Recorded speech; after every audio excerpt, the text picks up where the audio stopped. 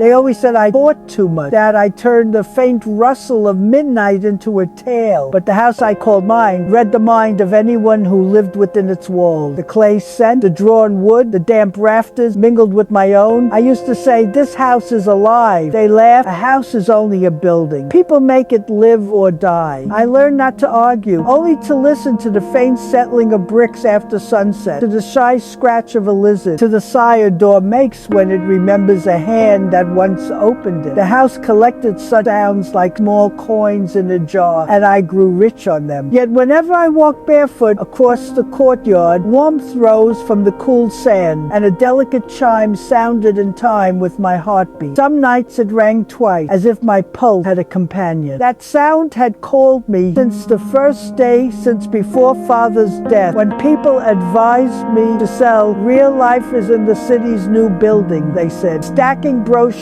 like cards that promised a trick. I kept quiet, but that night the window latch snapped with a sharp click, as if the house itself answered, I am here, do not leave me. The curtains breathed in, the lantern flame bent toward the door, like someone nodding yes. My childhood had seeped into these rooms. Mother swept the dust each evening, and Father said, old things be. He meant it literally. When the brass spoon fell, it did not clang, it complained. The house had stored my laughter, my sister's anklets, and the smoke of bread on the griddle. It remembered the tin whistle I hid in the rice jar, the chalk star I drew behind the kitchen door. When wind loosened the trees, the lattice veil moved as though a kind hand rested on my head. A coolness traveled through my scalp into my eyes, and in those moments I knew the house was alive, and I was simply its listening. They laughed again. Why circle back to the same idea, they'd ask. I only smiled. To understand life, one returns to the first door, where the heart revealed its secret. That door has hinges of patience and a knob of longing. They said I lived alone, that solitude made me think this way. But solitude was only one bank, the house was the other, and the river between us carried messages and silt. I often sat late beneath the neem tree. When wind stirred the leaves, it sounded like someone reciting, and shadows tapped my neck. Are you listening? I would answer, yes. Sometimes I whispered a question back. Where is Mother's ring? And the answer arrived as the glitter of a moth at the threshold. Then came the day. Two city people arrived, Martha and Charles, in another story. Here, Asma and Shabazz. They called the Havaliya Project. It's legend superstition, my word, a nostalgia trap. Their shoes shone with the polish that rejected dust. I led them through the hallway where the lamp's old light gave the darkness a rosy sheen. The floor tiles, hairline cracked like old map, tried not to wince under their brisk steps. In a picture frame, the painted face always seemed to hold a tear. Today, it felt like pain. Not only mine, but the house's a dampness the wall could not swallow. All this will be replaced, Asma said briskly. New lighting, new paint, new layout. Each time she said new, a chill spread through me, and the wood groaned in vows. Shabazz smiled. And this smell, dry dates and damp chemicals will clear it. He listed names: fennel, lacquer, whitewash. Each word stung the grain. The rafters passed the words along like bitter kernels and then dropped them. Houses feel pain, I murmured. They laughed again, and even their laughter smelled of packaged mint. That night they laid out papers, returns, estimate, a renovation timeline. The columns looked neat, unafraid. If they stripped the fragrance and hum from these rooms, what remained that one could call a home? The wind nudged the latch. The door bolts adjusted themselves, weighing the visitor like scales. I closed the folder. We'll speak tomorrow, I said, and the lamp made a small approving pop, a seed bursting open. Morning brought Asma with a tape measure, circling rooms like a thready. Shabazz called contractors, dividing the house into tasks with the tidiness of a shopping list. Beneath their steps, the ground vibrated, ripples spreading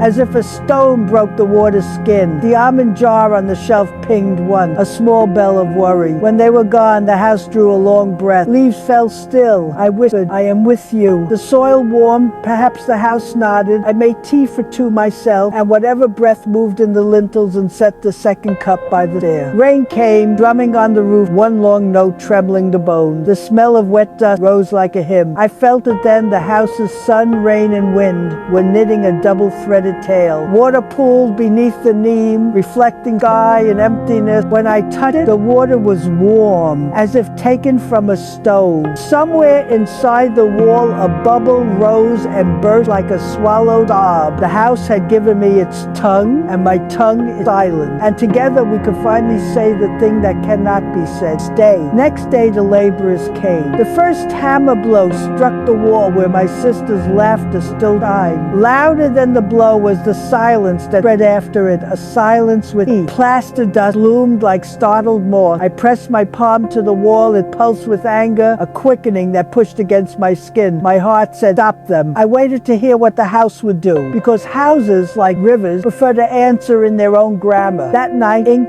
widened across the roof, forming a circle. It was not water, not stain, more like a decision, taking shape. A sweet aroma, mother's bread unfurled, butter softening into the air. The circle became a door. I touched the wooden threshold, the grain lifting like seeds beneath my fingertips. A faint flower dusted my nails, though there was no flower in the room. The house had shown me a path of the ancestors, a passage that appears when, amid others' laughter, one finally hears the river's own voice. The voice did not tell me what to do. It taught me how to stand. Those who laughed returned. Ozma's heels, Shahbaz's phone, the contractor's chuckle that had a price list inside it. Neem's shadow fell across my shoulders like long hands. In the dark, I chose. Whatever happens will happen by the house's will. I slept in the hallway, head against the seam, and woke to the steady thrum of the beam like a drum in a procession. Morning found the ring again, breathing on the hall's board. I stepped into it like a child into his own shadow. The wood pulsed, the stair rib trembled. When the knock came, heels, beeps, laughter, polished into tools, the latch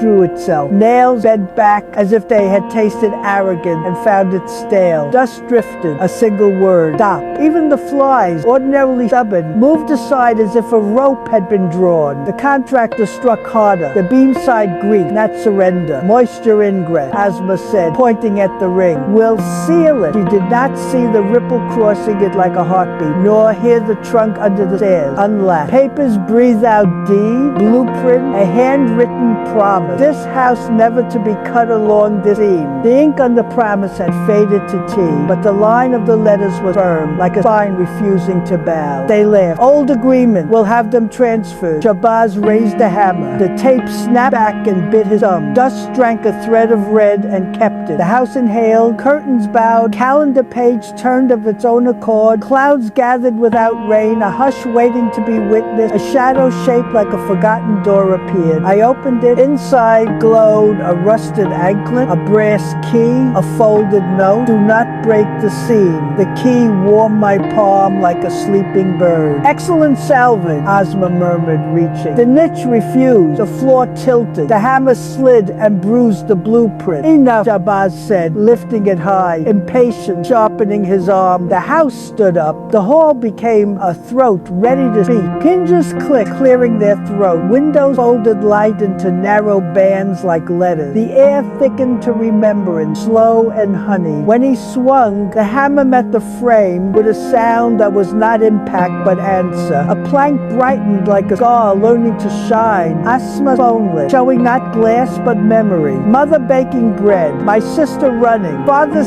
thumb on the seam, then a white blink. Glitch, she whispered. Her laugh would not load. It buffeted and then returned as a small apology no one had asked for. Revenge began politely. The gate locked itself without noise and opened only for air. Chalk lines faded as if rain had passed inside the room. The inspector arrived early, called by a pigeon's feather that fell on his shoe at breakfast. They tried to light the room. Bulb slept the moment Ozma said, we'll replace these. They raised a ladder. It slipped, bruising Shahbaz. Their words returned twisted. Replace as repent, project as protect, profit as proof. Even the calculator showed numbers that added to zero. The inspector entered, pen hovering over the permit. He read the deed twice. Work stop, he said almost kindly. Penalty for unauthorized alteration of a heritage seam. He tapped the wall. It answered with warmth we both felt, a heat that traveled from the mud bricks into his cautious bone. His pen left a firmer line than usual, as if guided by an older writ. They appealed, accused me of staging it. I lacked that talent and the budget. The house laid down its last card. Winter bread smell, a thread of saffron. father's hand shielding a match, the scent filled the hall. It is difficult to lie in the presence of bread.